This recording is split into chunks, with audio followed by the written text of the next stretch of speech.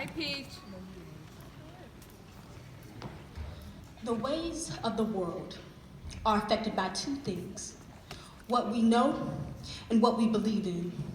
But the first thing I knew was to be afraid of the white man and to be terrified of them carrying me away. I had two sisters taken away by the chain gang, and I could barely walk when the first one, Mariah, was taken.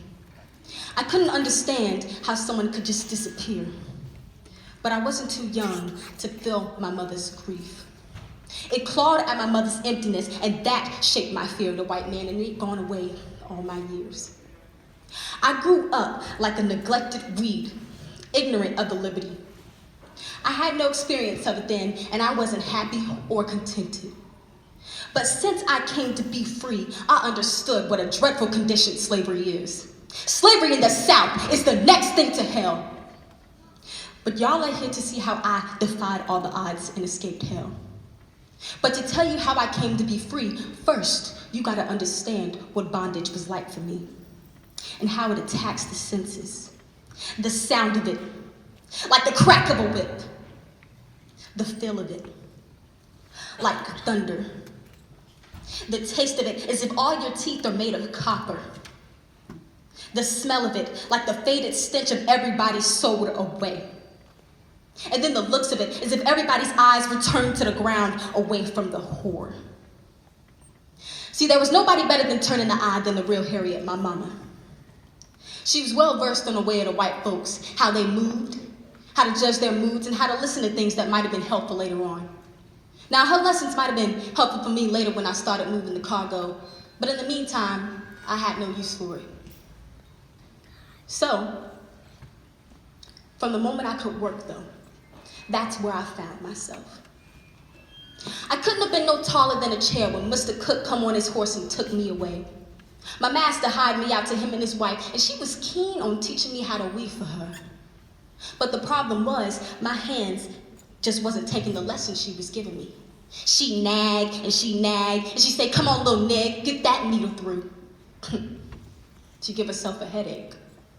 Eventually, she got tired of trying to teach me, so Mr. Cook tasked me with another job with checking the muskrat traps. Terrible, terrible job. But I used to get real sick moving through them swamps, so my mama got to complaining that I'd be dead with nobody looking after me. She said, "A dead slave ain't worth nothing." And from that moment, I thought my mama had won a small piece of victory no matter how it was. But I realized that there's no such thing as trying under the condition of slavery, just respite. You see, black folks know pain. We've known it a long time.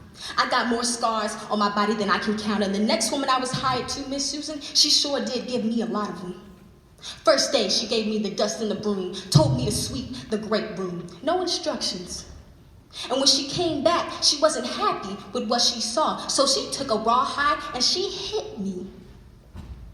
She had me come at it again. The next time, she hit me again, had me collecting every piece of dust that I could, and even my own blood. But every time, I wouldn't cry. I wouldn't give her the satisfaction. I always took it as a sign of defiance, but I couldn't understand how something so precious could come from so much pain. Surely that had to have been a better way at it. So one day, Miss Susan and her husband got into an ugly screaming match in the kitchen. And you know what I saw on the table in there? A bowl. Lumps of pure white sugar was in it, and when old mistress's back was turned, I snuck and I took a piece. The old bat must have heard me because she had a rawhide coming on me down like a storm. But I gave one drop out that door. I ran as fast as I could. I didn't know how fast I was going, but I had stolen what piece of joy I could. I had stolen what piece of joy I could, and to me, that had felt like freedom. You see, there ain't no negotiations on freedom. I was spending all my time knowing things instead of believing them. Not realizing that was the first step to truly being free. When you can get past all the things that you know and start believing in something better. So I was finally on my way to what everybody accused me of. I was ready to rebel. And my brothers, they had their doubts, but I convinced them to run. See, it was a Saturday night. And ain't nobody watching you on the Lord's day, so you could get a good head start. Preach, Peach. It looked like 8 of us running instead of 4.